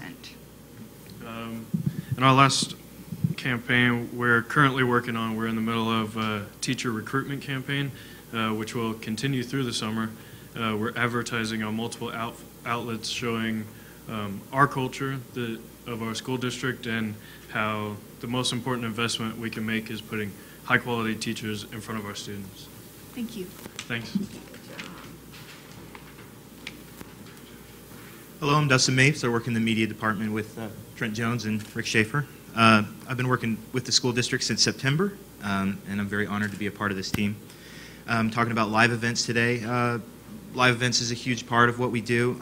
Altogether, SHS, HAR-BER, and the district TV program have live streamed over 200 events all across the district this year. In addition to professional development meetings and special presentations, we've live streamed 11 pep rallies and assemblies, 34 choir and band live streams, and sports is obviously the biggest presence online. That has had 85 live streams this year with over 150,000 views online. This year in the communications office we began the Fine Arts Video Initiative as well. This is a program where we're working with elementary and middle schools to let each building take ownership of their own performances, filming and stuff like that. So what we provide is film equipment, training, ongoing support. We go to the schools and help them out when they have a problem. We also do video editing, archiving, and distribution of the videos online. The schools have been amazing. Some schools have formed teams with teachers and staff that work together to film the performances. And it's not just live events. Some schools have used the equipment for much more like art videos and reading videos. So our team is pretty small and highly specialized. As we extend our services out into other areas of the district, the workload becomes larger. So this is our way to make sure that everybody gets the support that they need. So the Fine Arts Video Initiative, out of the 43 events under the Fine Arts Video Initiative, 15 so far have been completely filmed and operated by the schools. And we've also been able to bring in more schools to film their performances, like Parson Hills and Elmdale Elementary. So we hope to empower the schools further and have the whole operation moving forward. Thank you for your time. So pretty much any video I've seen, whether it's on television or on social media, it's come through your department? Yes, sir.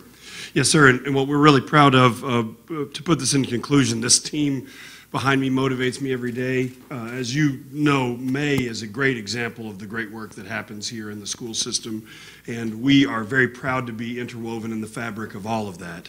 I have some really interesting numbers. Since 2012, that was when we integrated students into the communications office. That was 6 years. Listen to these numbers. The media department, comprising of District TV, Wildcat TV, and Bulldog TV, have had 1,500 students in their programs. With 285 completers, we have produced 350 weekly shows. This one's the one that blows us all away. We've produced over 1,000 live events in 6 years. And probably the one that's the most fun, we've won over 815 awards, 50 of those being national awards. And you know, as we talk about a lot, awards mean something, but what they really are on this level is opportunity for you to believe that you're valuable, that the skills that you're learning can equate to something after high school. And what I'm so proud of when we work here, and the reason we have this team here, is to tell the stories in this district. And just real fast before we go, there are other people on our team. Chris Button, Stephen Lightfoot are amazing. Rick Schaefer has been a great mentor to me. Wayne Stellick and I work very closely together, and he's wonderful. We have Paul Miller from the tech team and Jeremy White from maintenance. And then I get the privilege of working with Dr. Cleveland and Dr. Slocum and Mr. Hayes. They've all been so wonderful, in addition to the board and Dr. Rollins. It's just a great team to see in 6 years how we've really been able to reflect the culture, and we just want to say thank you for that. Thank you. The reason I asked that question, I think in the last year or two, the production quality of the stuff that I've seen come out of your program has improved tremendously. It is surreal how much it has improved, and I mean, it just looks like something that would come out of a professional show. Thank you, sir. We appreciate that. Thank you.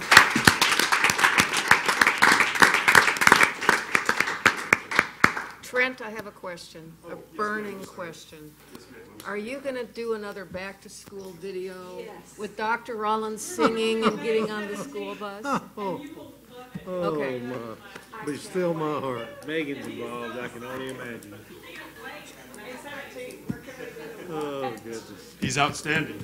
He's great at it. He really is. In the field, outstanding in the field. Thanks, Trent. Oh, gracious. What a team. Okay. Good job. Good job. Dr. Cleveland, where are you? There he is. Come right on. No, that's right. Hi, I'll go pretty quickly. I provided you an update on the construction reports. The pictures are great of the track. It's open and good. We've taken possession, so the kids are probably going to get you to start using it this next week, just a little bit. We're going to try to stay off of the grass as much as... All the grass was getting a good start. The grass is trying. It's warm and growing. Are there restrooms out there? Are there restrooms out there? They're going to use the, right now, the restrooms are going to be used in the gym. Okay. Yes. Okay. Yeah, that's what they've done for the tennis courts for a long time. Oh, okay. We just didn't really have any room. I know, that's what I thought. Yeah, it's pretty tight. Pretty tight, but it's looking great. So unless you have any questions about the track and all, the baseball, I can tell you baseball and softball, we're working on design right now of the dugouts and lights and things like that. So we're really working hard to do that. We're also trying to find the dollars in some form or fashion. That is kind of a struggle when you're you're having to ask people to do that. So, but we're working on it. Coach Stelick is, and I know Dr. Rollins is running traps every day to try to help get that done. So he did say, Jared, move forward and trying to finish up on what they'll look like and get us a good plan that we might be able to go to someone and ask for some help. We did get some money back on our two facilities that we built, one at Walker and one at Tyson. I told Dr. Rollins this morning, roughly $50,000 each. So we came in under and didn't use all that money. So we're in good shape there. For some lights right there. It's about $100,000 toward lights. So that's How much? fantastic. About $100,000 total toward the lights. Lights are going to cost about $750,000. That's what I was. But now that's for 4 fields. Right. It's a lot. A lot of money. But there'll be LED, and that's the You new gotta pay to standard. play. Yes, that's where we are. All there is to it. Okay. Do you have any questions in regard to facilities and our construction update? We did look at some theaters and trying to push forward in design of SOI Phase 2. One in Dallas was the Moody's Theater. We like a whole lot. We talked to Jack Hagler, I believe is his name, and he's a theater consultant. So we toured several down in Texas. Dr. Rollins and I, along with Brad Chilcote, Joe Rollins, Megan Slocum. That's it, right? And, yeah. So we did several opportunities to stay together. And when you're together, of course, you talk about a lot. And so we really did what I think is good work in trying to prepare our second phase of just the theater portion. When Dr. Rollins says all we have to do is be right and we have to be in budget. And both of those things are tremendous challenges, to be right and to be within budget. But we think we're going to be there.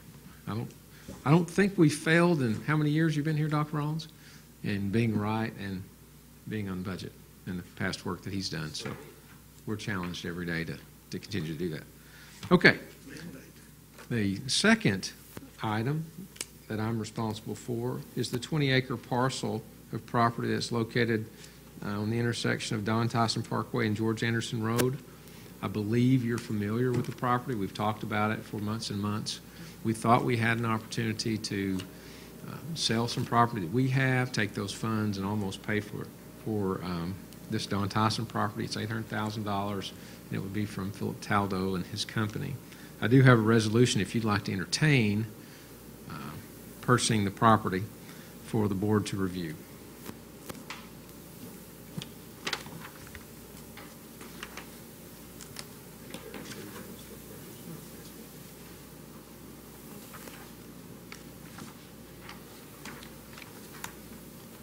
Dr. Rollins has offered $800,000 for the property. It was worth well more than that, probably closer to the $1 million amount, but he negotiated an $800,000 figure plus closing costs. We believe we still may have an opportunity to sell the piece of property on Dodd Road or use it for a site at some point or another. But right now, we don't believe that the price of this property is going to go down ever. And we don't have a site on the east. We do have a site on the west. And right now, the current plan is to use this particular site for the next elementary, if the board decides to christen this opportunity to purchase. What action do you need from us just to move that we go ahead and purchase? Yes, sir. That's exactly right. There's a resolution that our attorney prepared for us to do that, if that's what you choose to do. I move that we execute this or whatever and go ahead with purchasing that property. I'll second that. Okay. I believe it's a good piece of property, and okay. Well, that concludes my section. Board, we have a motion to proceed with the resolution presented with us about the 28.07 acres on Don Tyson Parkway. Any other questions or discussion? I'll just comment that I know that you've looked at it for a long time. It's a great piece of property. It's well located. It's going to be easy to build on. I'm glad you were able to come to an agreement with him. So good job, you guys. It was all Dr. Rollins. He got it all taken care of. All right. Well, thank you very much. All those in favor? Aye. Opposed? Thank you, Doctor.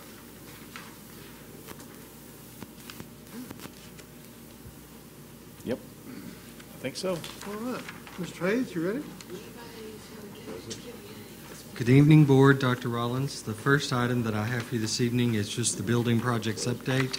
You can see that both the media centers are at 97%. We've paid for 97%. I'll look for a final payout on that. I haven't seen one yet.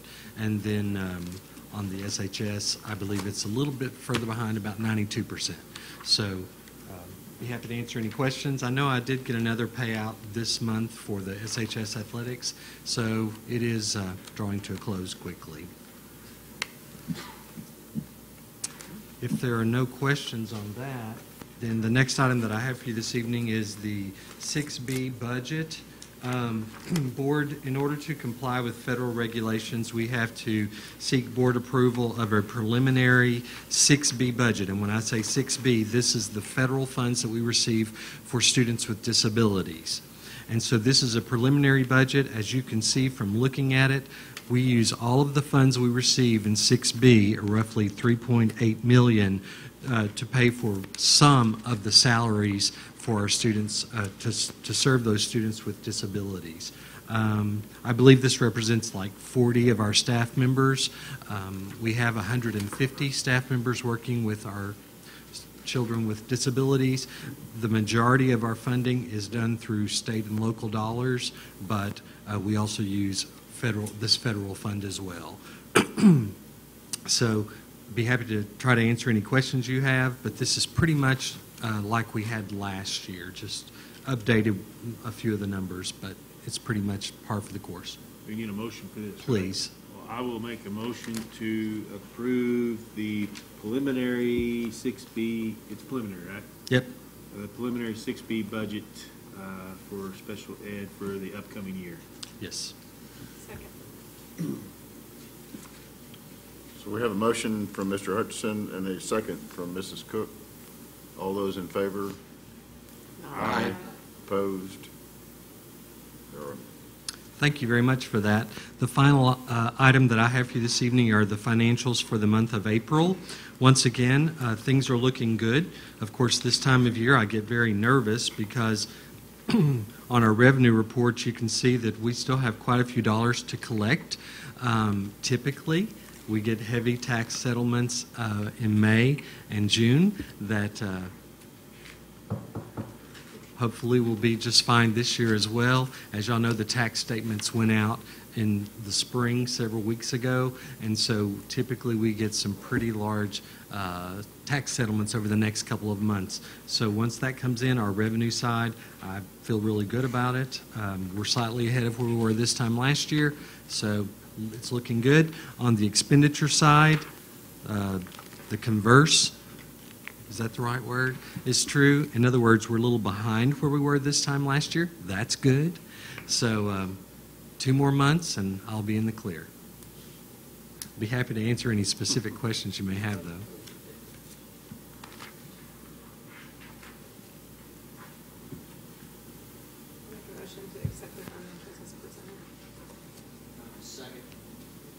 So we have a motion from Mrs. Cook and a second from Mr. Luttrell to approve the monthly financials. All those in favor?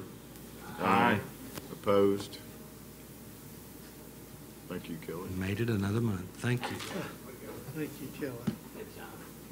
Do we have our Springdale Ed rep? Corey, there you are.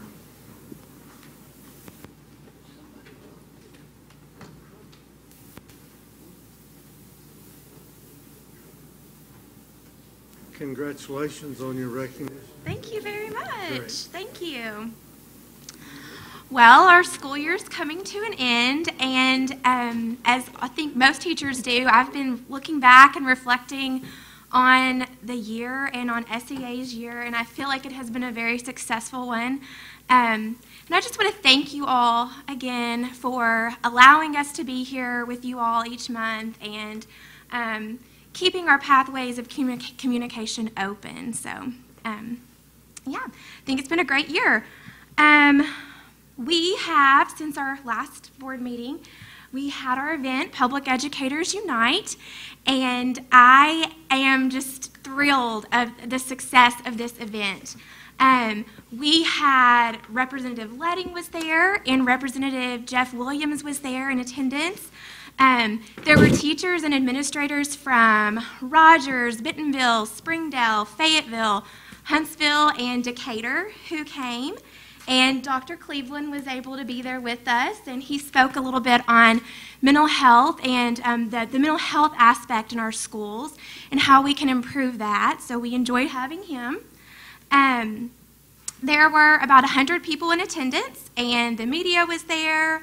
We received several comments, and SEA is so excited, and Fayetteville too, because we were even complimented by the National Education Association for our efforts in bringing so many different districts together to have this conversation about school safety and all of the different perspectives that go together in having that conversation.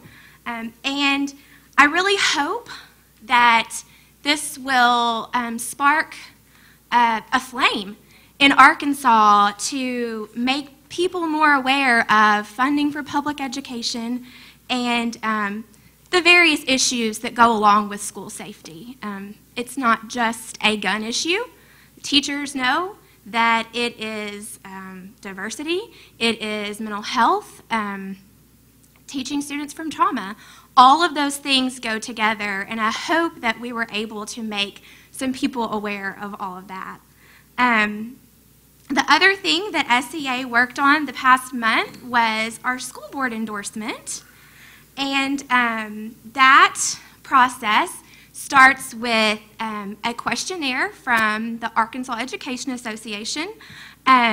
We contacted both candidates, and they completed the questionnaire and then came in and interviewed with our interview team, which consisted of a variety of the representation of our membership. There were elementary teachers, middle school teachers, high school teachers, and classified staff who were able to come in and sit in on the interviews. And our questions ranged from the basic, why do you wish to serve on school board, to what is your knowledge of teacher benefits, and what is your knowledge of the budget, community relations with our school district's community relations. So we met with both candidates, and our interview committee then scored them, and we were very happy to give Dr. Jefferson Miller our endorsement.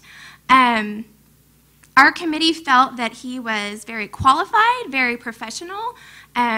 It's also noticed that he's been coming to the school board meetings to kind of try to familiarize himself with the process, and he commented that he didn't only want to keep Springdale at the top in Northwest Arkansas, but that he wants it to be at the forefront of education in our state, and we really appreciated that too. We've enjoyed getting to know him and working with him, and we're excited about that election, but we also thank you guys and just appreciate the relationship that we have with y'all. So thank you very much for a great year. It's been a good school year. So thank you. Thank you. Mr. Holmby, that concludes our agenda. We got about 25 more minutes till we hit our time limit. So we're adjourned. Pretty good. Even better, we just started. I was shocked. 2 hours.